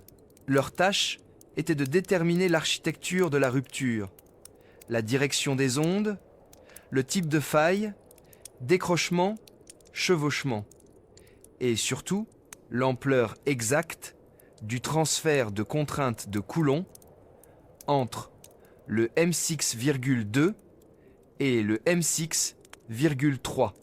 Ce travail, s'il était bien exécuté, devait isoler le séisme comme un phénomène purement intraterrestre, expliquant la symétrie par la tension locale et non par une influence cosmique. C'est l'art de déconstruire le chaos en mécanique. Les modèles informatiques tournaient à plein régime pour prouver que, indépendamment de ce qui se passait dans le ciel, la Terre avait son propre calendrier de rupture et que la coïncidence temporelle n'était qu'un accident de ce calendrier. Le troisième volet de l'enquête concernait le vagabond interstellaire 3i divisé par Atlas. Là, les efforts se sont concentrés sur la spectroscopie et le monitoring étendu. L'impact de la CME a provoqué un dégazage. Les équipes ont dû analyser la lumière émise par l'Atlas pour déterminer la composition exacte de ce dégazage. S'agissait-il de glace d'eau, de monoxyde de carbone ou d'autres molécules complexes? Cette analyse permet de comprendre la composition originelle de l'objet, son foyer stellaire d'origine, et si la CME a causé des dommages structurels permanents. Le rôle des observateurs était donc double. Confirmer le lien causal direct, Soleil vers Atlas, et séparer cette causalité locale du reste de la coïncidence globale. Ils ont prouvé l'existence d'une cause à effet, mais c'était la seule. C'est cette discipline, cette patience analytique, qui sert de rempart contre le monstre de la synchronicité. Le monstre se nourrit de l'immédiateté et de l'ambiguïté. Les scientifiques le combattent en exigeant des preuves qui survivent à l'examen minutieux. L'analyse finale de cette convergence remarquable peut prendre des années. Il faudra du temps pour séparer les relations physiques authentiques, CME, sur Atlas, des regroupements coïncidentiels, novae et séismes. La science établit des connexions spéculatives, ondes gravitationnelles ou neutrinos comme déclencheurs. Le modèle psychologique significatif, l'apophénie, de la projection humaine sur un univers indifférent. L'histoire que nous racontons ce soir, l'histoire de la dernière semaine de septembre 2025, est la preuve que nous vivons à une époque où nous sommes, pour la première fois dans l'histoire humaine, équipés pour détecter, surveiller et étudier de telles convergences à travers de multiples domaines de l'espace et du temps. Aucune civilisation antérieure n'aurait pu relier deux nouvelles lointaines à deux séismes locaux et à un impact solaire lointain. Il n'aurait vu que trois événements distincts attribués aux caprices des dieux. Aujourd'hui, nous avons la capacité d'interconnecter les données, et c'est cette capacité qui crée la coïncidence. La vraie magie n'est pas que l'univers a fait converger ces phénomènes, mais que l'esprit humain est assez vaste pour les englober tous à la fois. Laissez le travail patient de ces détectives de l'invisible vous bercer. Ils veillent pour que vous puissiez dormir, séparant la fiction de la réalité. Maintenant que le travail de l'observation est en cours, nous pouvons nous pencher sur la plus grande question de toutes, celle du temps profond. Après avoir honoré la rigueur des détectives de l'invisible qui mesurent l'événement présent, il est temps de libérer notre esprit des contraintes des 72 heures. Nous allons plonger dans le temps profond, ce concept vertigineux où les millénaires se fondent en air et où la violence cosmique d'aujourd'hui n'est que la répétition d'une pièce jouée d'innombrables fois. Si la convergence de septembre 2025 nous a troublés, c'est parce que notre perception humaine est limitée à l'instant. Le temps profond, en revanche, nous offre une perspective apaisante. Rien de ce qui s'est produit n'est sans précédent dans l'histoire de la Terre. Laissez le murmure de ces milliers d'années vous envelopper. Pour un géologue, le temps se mesure en cycles, en sédiments déposés couche après couche, en plaques tectoniques qui se meuvent à la vitesse de la croissance de l'ongle humain. Les deux séismes vénézuéliens, même s'ils sont survenus à quelques heures d'intervalle, ne sont qu'une libération d'énergie banale à l'échelle de l'histoire du continent sud-américain. Le Venezuela s'est déchiré, assemblé et déchiré à nouveau des millions de fois. La Terre, dans sa patience immense, a toujours saigné et guéri. Mais c'est l'empreinte cosmique qui nous rappelle le plus notre petitesse. Nous avons observé l'impact d'une CME sur l'Atlas. Pourtant, l'histoire de la Terre est jalonnée de confrontations bien plus massives avec l'espace. Le temps profond nous parle à travers les cratères d'impact. Ces cicatrices, souvent effacées par l'érosion ou enfouies sous les sédiments, sont le témoignage silencieux des rencontres brutales entre la Terre et les vagabonds cosmiques. Pensez à l'impact de Chicxulub au Yucatan. Il y a 66 millions d'années, un astéroïde massif a frappé la Terre, déclenchant des tsunamis, des incendies globaux et un hiver d'impact qui a anéanti les dinosaures. Cet événement, le plus célèbre des événements de catastrophisme cosmique, est la preuve que notre planète n'est pas isolée, mais qu'elle fait partie d'un stand de tir cosmique. Aujourd'hui, on ne se souvient de cet événement que par une fine couche d'iridium, un élément rare sur Terre, mais commun dans les astéroïdes dans le registre fossile. C'est l'héritage de la violence. La convergence de septembre 2025 nous invite à méditer sur le fait que la destruction est la mère de la création. Les supernovae, bien plus puissantes que les novae que nous avons observées, et les impacts d'astéroïdes ne sont pas de simples événements de fin du monde. Ils sont des forces de remaniement chimique et génétique. Les éléments lourds, comme le fer dans votre sang ou l'or dans les bijoux, ont été forgés au cœur des étoiles massives et dispersés dans l'univers lors de ces explosions. Ainsi, la lumière ancienne des novae ne nous apporte pas seulement un souvenir. Elle nous apporte la preuve que nous sommes faits de poussière d'étoiles violemment dispersées. Sans ces événements destructeurs passés, il n'y aurait ni planète, ni vie, ni conscience pour s'émerveiller de la coïncidence. Le monstre de la synchronicité nous murmure souvent que l'alignement est un danger.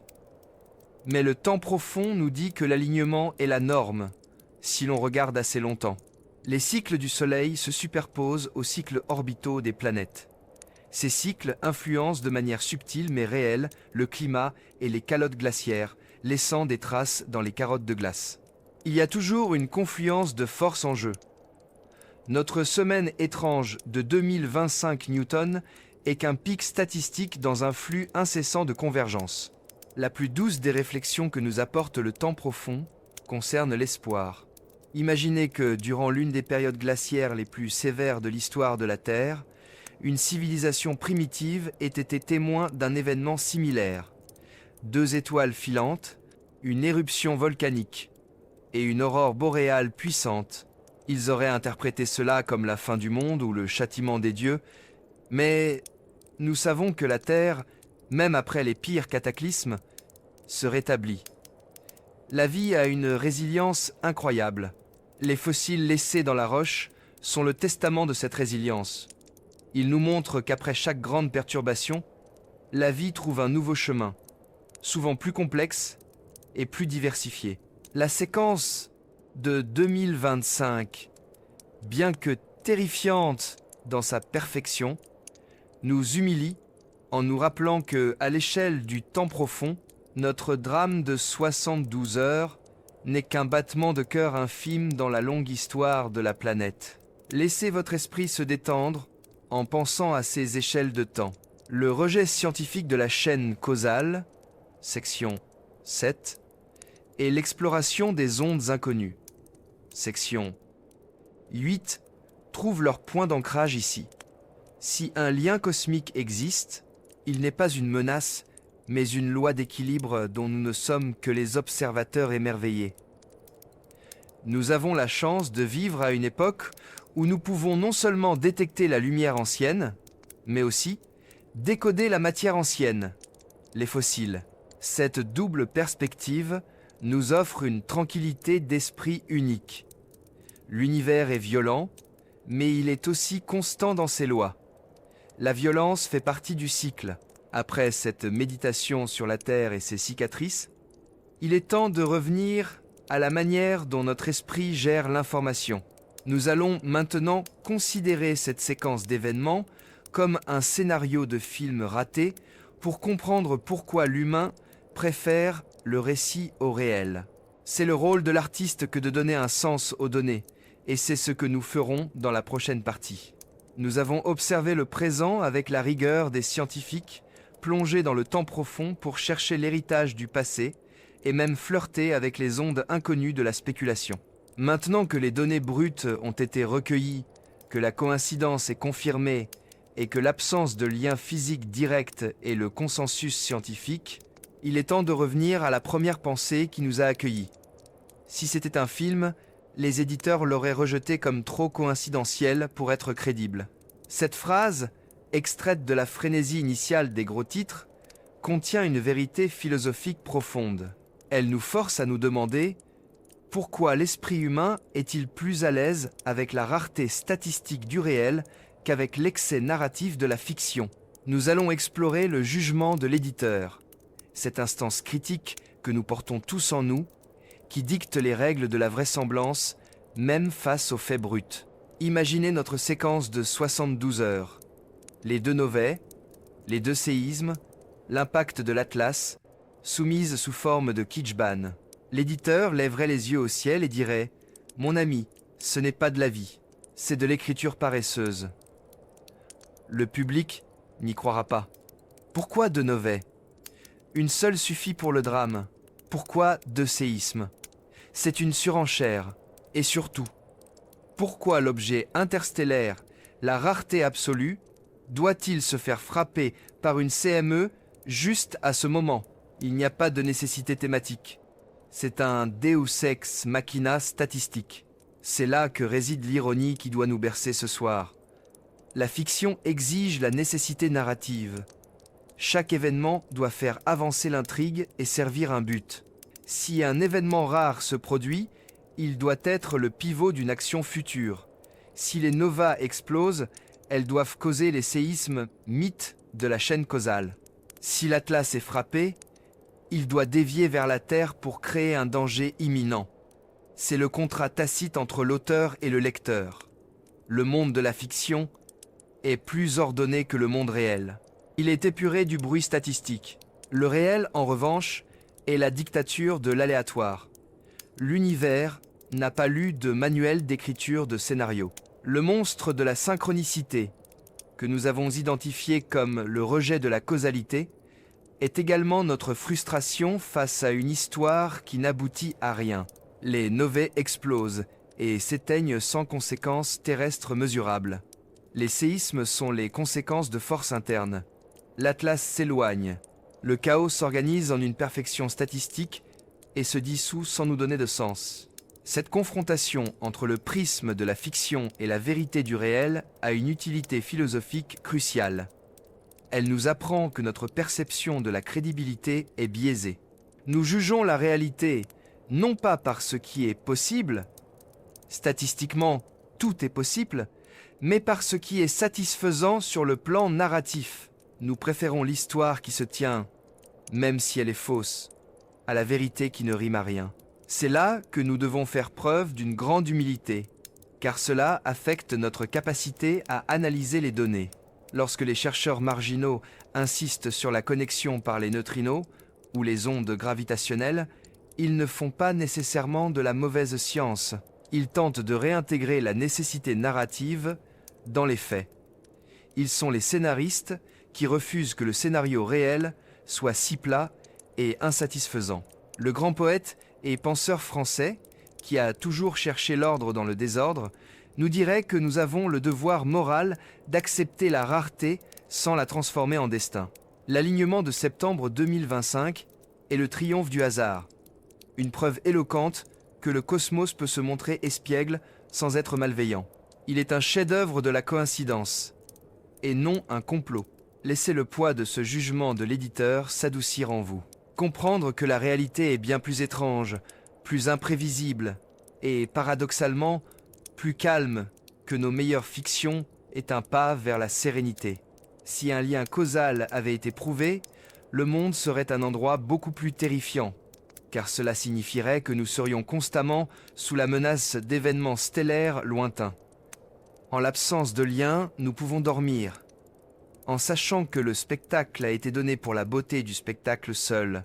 Dans la prochaine partie, nous allons prendre ce silence apaisant de l'indifférence cosmique et le transformer en une contemplation de l'échelle du silence. Nous allons chercher l'humilité et la paix dans l'immensité de l'espace et du temps, reconnaissant que notre petitesse est notre plus grande protection. Nous avons confronté le jugement de l'éditeur, cette partie de notre esprit qui refuse la vérité statistique au profit d'une histoire bien ficelée. Après avoir rejeté la causalité, section 7, et reconnu la frustration narrative, section 11, il est temps d'embrasser la plus grande et la plus douce vérité que le cosmos puisse nous offrir, l'indifférence cosmique. Nous allons maintenant transformer cette indifférence, souvent perçue comme terrifiante, en une source profonde de paix et d'humilité. Nous entrons dans l'échelle du silence, un lieu où la peur de l'immensité s'évanouit, remplacée par le confort de la petitesse. Laissez la lumière faible et lointaine des novae cannibales, V 1935 et V Sept 1994, être notre guide. Ces explosions stellaires, arrivées avec une ponctualité si déroutante, nous ont rappelé que l'espace est mesuré non pas en kilomètres ou en heures de vol, mais en années-lumière. Des milliers d'années-lumière. Pour l'esprit humain, c'est une distance si vaste qu'elle devient une abstraction. Mais en termes physiques, cette distance est notre armure planétaire la plus puissante. Méditez sur le sens de cette distance. Le photon qui a quitté la nova, 29135, Centauri pour arriver à la fin septembre 2025, a voyagé durant des millénaires. Durant tout ce temps, l'énergie de l'explosion, l'onde de choc, les particules chargées et la force gravitationnelle se sont dispersées, s'étirées, diluées jusqu'à devenir une force résiduelle, insignifiante, pratiquement nulle. Au moment où elles ont percuté les confins de notre système solaire, la dilution est notre protection. L'immensité de l'espace est une loi de conservation d'énergie qui fonctionne en notre faveur. Si les novae avaient été à 10 années-lumière, nous aurions pu légitimement craindre des conséquences. À des milliers d'années-lumière, elles sont réduites à de pâles fantômes lumineux du passé, de simples feux d'artifice cosmiques sans danger. Le silence qui accompagne cette distance est la preuve de notre sécurité. Le monstre de la synchronicité se nourrit de la proximité. Il veut vous faire croire que le ciel est juste au-dessus de votre tête. La réalité est que la distance astronomique est un amortisseur parfait contre la violence de l'univers. Nous sommes protégés, non pas par la force, mais par le vide entre nous et l'événement. L'échelle du silence est celle où l'énergie de l'univers se dissipe et où, paradoxalement, notre petitesse devient notre plus grand bouclier. De même, le temps profond section 10 nous offre une échelle de silence similaire. Les 72 heures qui ont vu la convergence des événements ne sont, en réalité, qu'un instant microscopique dans la vie de la Terre. Pour la plaque des Caraïbes et la plaque sud-américaine, le temps ne se compte pas en jours, mais en mouvements tectoniques mesurés sur des millions d'années. La rupture M6,2 et M6,3 sous le Venezuela n'est que le résultat d'une tension accumulée sur des décennies ou des siècles. Le timing de la rupture est le point culminant d'une histoire longue et lente, et non le début d'une nouvelle histoire dictée par les étoiles. En se plaçant sur l'échelle du silence, le chaos devient rythme. Imaginez-vous flottant au-dessus de la planète. Regardez les continents dérivés. Le rythme de la Terre est si lent qu'il nous paraît éternel, mais il est soumis à des forces cycliques. Accepter l'échelle du silence, c'est accepter que le drame des séismes n'est pas dirigé contre l'humanité, mais est le bruit de fond inévitable de notre planète vivante. La Terre n'a pas tremblé à cause des novae. La Terre a tremblé parce que c'est ce que la Terre fait. Et notre coïncidence de 72 heures est le moment où notre petite horloge humaine a croisé la grande horloge géologique. Il n'y a ni intention, ni malice. Il y a seulement le mécanisme. L'humilité que nous apporte l'échelle du silence est la reconnaissance que notre place dans l'univers est celle de l'observateur protégé. Nous sommes abrités derrière des couches de défense naturelle qui rendent la violence cosmique inoffensive. Pensez à l'objet 3i divisé par Atlas. Il a été frappé par la CME, éjection de masse coronale du Soleil. Mais nous, notre planète a un double bouclier que l'Atlas n'a pas. La magnétosphère dévie la majorité des particules chargées. L'atmosphère absorbe les rayons X et les rayons gamma. Ces couches forment un filtre protecteur si puissant que le coup de feu solaire qui a fait tressaillir l'Atlas n'a provoqué sur Terre qu'une aurore boréale légèrement plus vive. Nous avons la chance de pouvoir observer la fureur sans la subir. Cette contemplation mène à une conclusion apaisante. La plus grande leçon de la coïncidence de septembre 2025 Newton est pas que tout est lié, mais que notre sécurité est assurée par l'immensité et l'indifférence du lien. Le vrai sommeil vient lorsque nous acceptons que notre rôle est celui d'un témoin.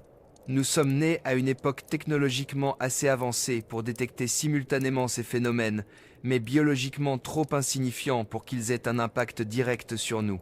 Nous pouvons nous émerveiller de la performance cosmique sans craindre d'être le public ciblé par la destruction.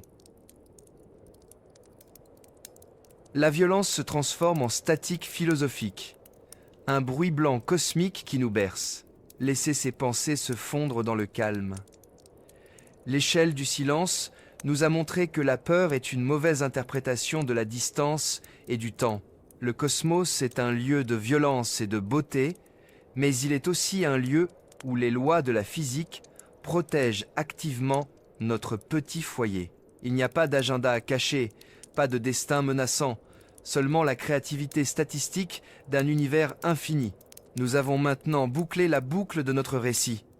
Nous avons trouvé la paix dans le chaos. Il ne nous reste que 2 étapes.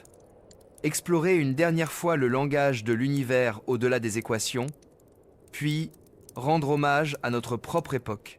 Ayant trouvé refuge dans l'échelle du silence, nous avons compris que la distance est notre plus grande protection et que la convergence de septembre 2025 Newton n'était pas un complot dirigé contre nous, mais un chef-d'œuvre statistique sans malice. Pourtant, pour que le sommeil soit véritablement profond, il nous reste un dernier pas à franchir. Nous devons faire face à l'énigme la plus persistante. Si la coïncidence n'a pas de cause physique mesurable, section 7, si elle est statistiquement possible, mais narrativement absurde. Section 11. Alors, qu'est-ce qui a dicté ce rythme? Nous allons maintenant explorer l'idée, non pas d'une force, mais d'un langage de l'univers, une forme de communication qui opère au-delà des équations que nous avons écrites et des lois que nous avons codifiées. C'est une pensée douce, presque mystique, mais qui trouve son ancrage dans la limite même de notre connaissance scientifique. L'univers ne nous parle pas seulement avec la force, la gravité, l'électromagnétisme, mais aussi avec le modèle, la forme et la synchronicité elle-même. Notre langage de l'univers actuel est celui de la mathématique. Nous utilisons le calcul pour prédire la trajectoire du 3i divisé par Atlas. Section 4. L'algèbre pour quantifier l'énergie des séismes vénézuéliens. Section 3. Et la physique nucléaire pour modéliser le flash des novae cannibales. Section 2. Ce langage est extraordinairement puissant. Il nous a permis de poser des jalons dans le temps profond et de conquérir l'espace. Mais ce langage est aussi incomplet. Il excelle à décrire les parties, la nova seule, le séisme seul, mais il échoue à expliquer la juxtaposition parfaite. L'équation n'a pas de variable pour la coïncidence. Le langage de l'univers que nous cherchons maintenant est une grammaire du chaos, une syntaxe qui lie les événements par la résonance plutôt que par le fil physique.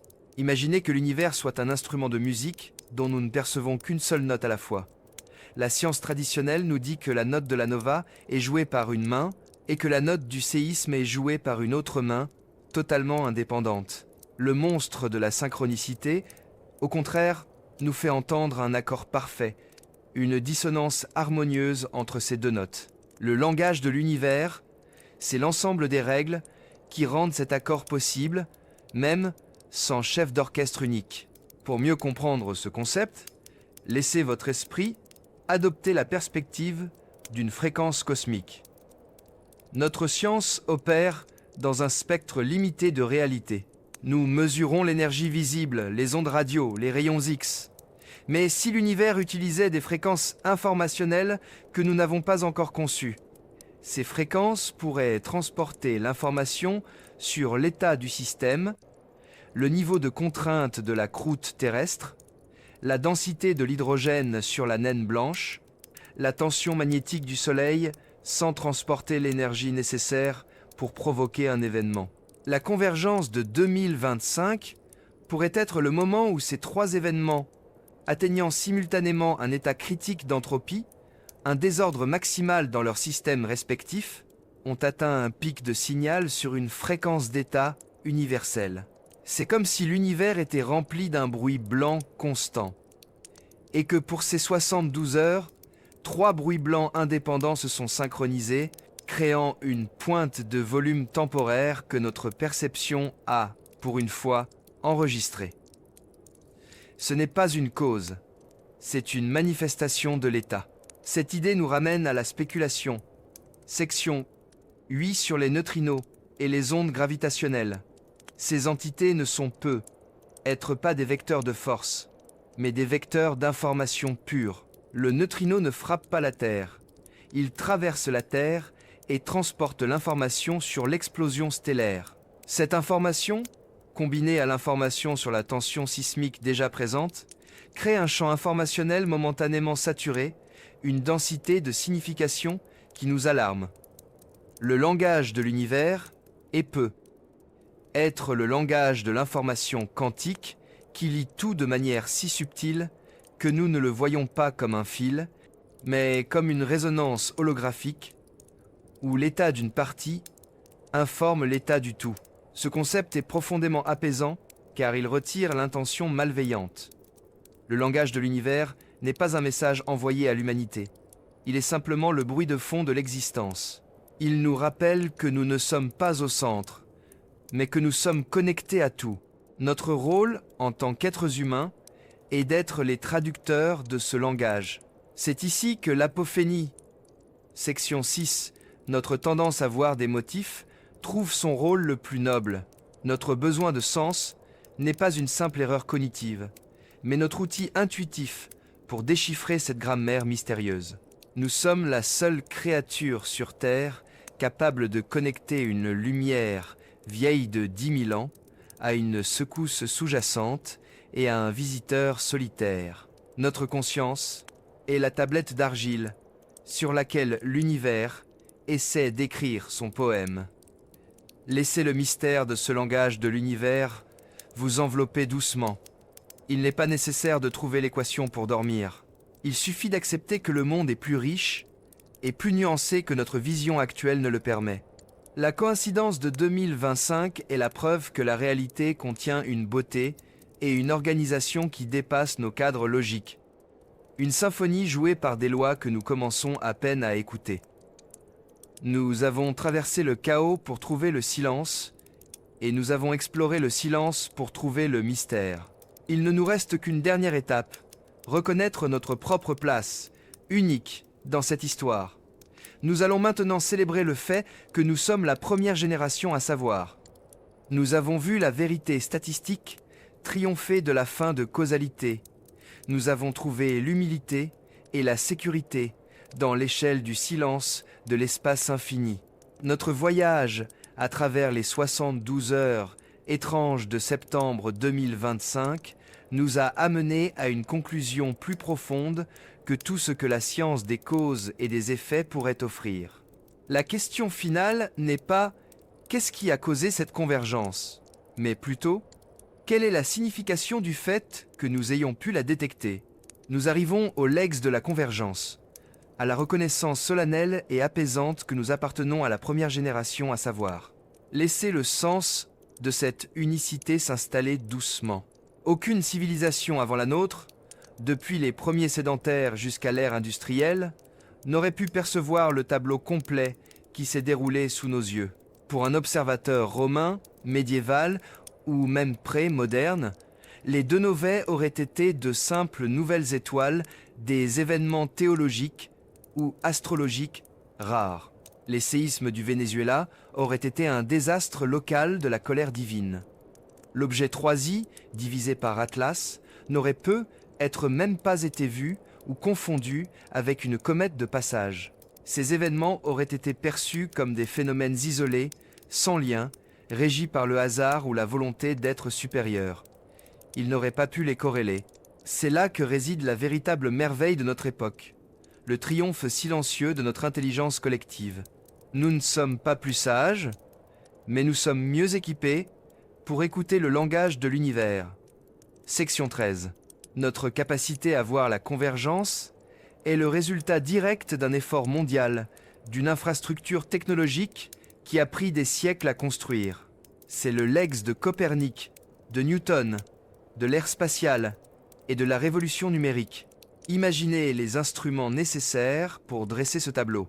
Pour détecter les novae 1935 Centauri et V-Sept 1994 Sagittari, Il a fallu une collaboration internationale entre des astronomes professionnels et le réseau d'observateurs amateurs de l'APSO, section 9, capables d'orienter leurs télescopes avec une précision laser pour capturer le spectre lumineux, prouvant la nature thermonucléaire de l'explosion. C'est le fruit de la technologie CCD, des réseaux de fibre optique et d'un partage de données en temps réel qui aurait été impensable il y a seulement 50 ans. Pour enregistrer la double convulsion du sol vénézuélien, il a fallu le réseau mondial de sismographes qui quadrille la planète, mesurant la micro-vibration de la Terre à chaque instant.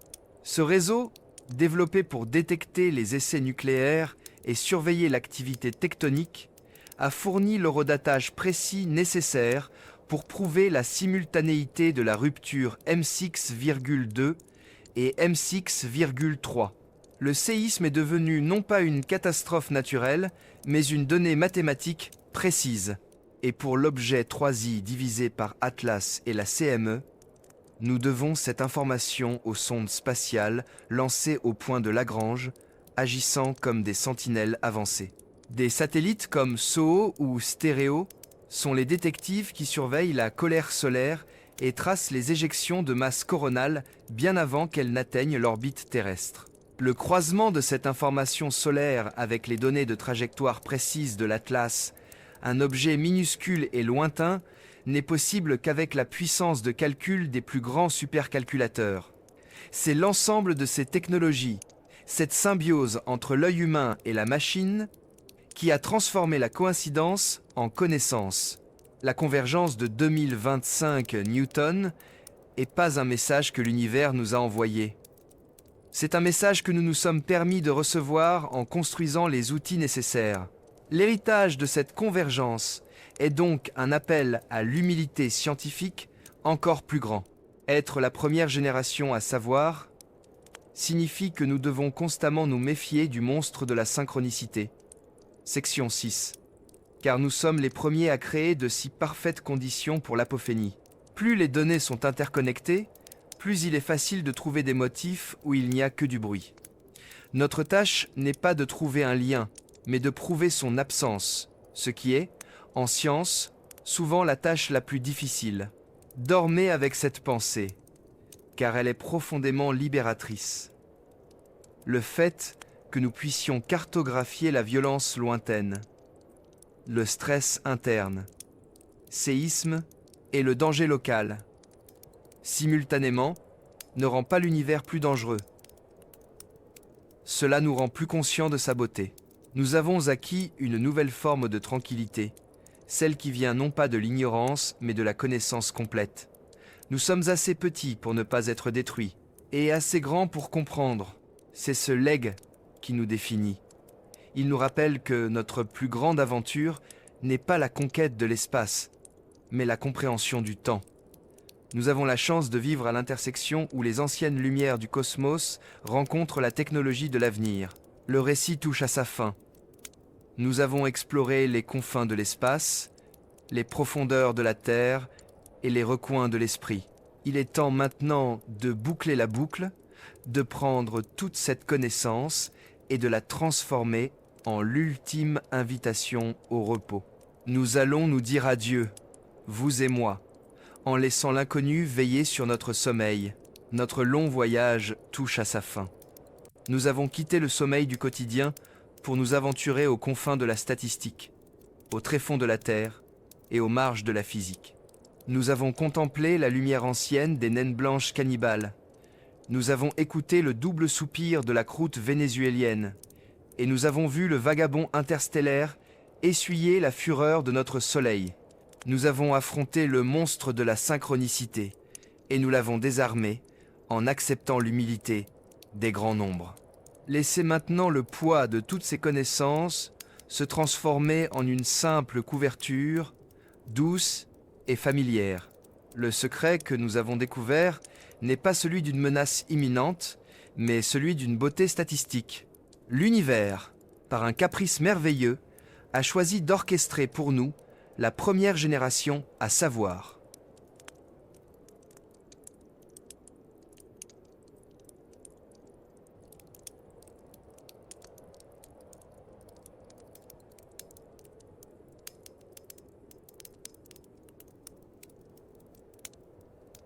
Et le plus grand cadeau de ce spectacle est l'absence de lien. Dormez, car l'illusion temporelle des novés nous apporte l'ultime réconfort. Leur lumière, qui a voyagé durant des millénaires pour nous atteindre, au moment précis où la Terre tremblait, est la preuve que nous ne sommes pas la cible du destin. Nous sommes simplement les récepteurs chanceux d'un courrier cosmique arrivé à l'heure la plus étrange possible. Il n'y a pas de complot contre l'humanité. Il n'y a que la créativité du hasard. Souvenez-vous de l'échelle du silence. Section 12. La distance est votre armure. Chaque année-lumière est une couche de protection qui dissipe la violence des étoiles jusqu'à ce qu'elles deviennent une énergie inoffensive, une simple vibration poétique. Vous êtes en sécurité non pas par la force de la technologie, mais par l'immensité de l'espace et la patience du temps. La Terre tremble, selon son propre agenda géologique, indifférente au ciel, et le ciel explose sans intention terrestre. Cette double indifférence est la définition de la paix.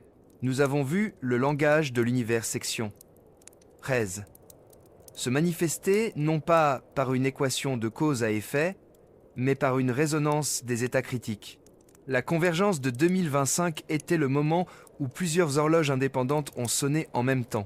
Et notre rôle, le plus noble de tous, est de pouvoir dormir, en sachant que cette beauté n'a besoin d'aucune explication pour être vraie. Laissez votre esprit se libérer de la nécessité de la chaîne causale.